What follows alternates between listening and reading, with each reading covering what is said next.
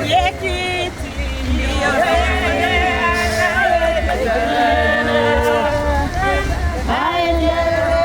ni Tanzania Women Chamber of Commerce. Ndio. Tawi la Kagera ni wanawake wajasiriamali ambao wameona wafanye tendo la huruma ndani ya hizi siku ambazo ni za toba.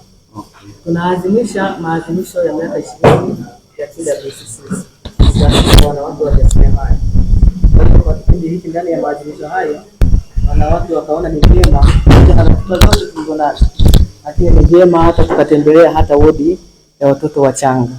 Kwa hiyo tuna baadhi ya vitu ambavyo wamebeba kwa ajili ya kuwaona watoto hao. Ninaomba Bwana ongeza maarifa ndani ya wauguzi wote, ongeza neema na hekima ndani yao.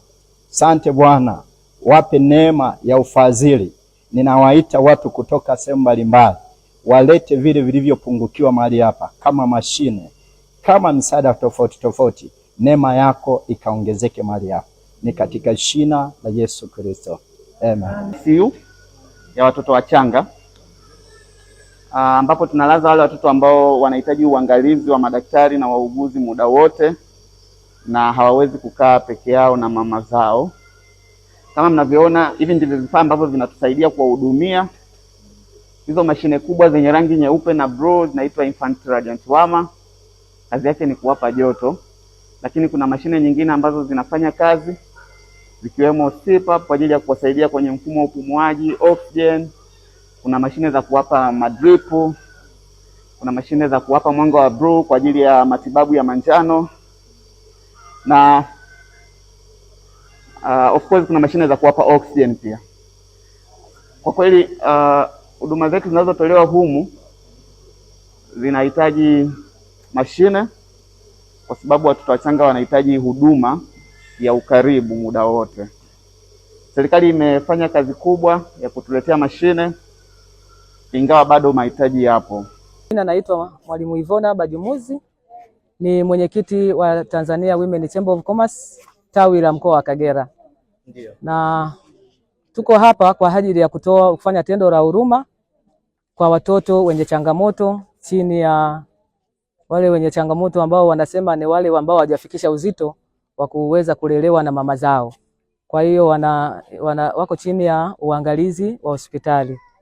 Tumewiwa kufika katika wodi hii kwani tunaadhimisha maadhimisho ya miaka 20 ya TWCC tukielekea kilele cha mwanamke duniani.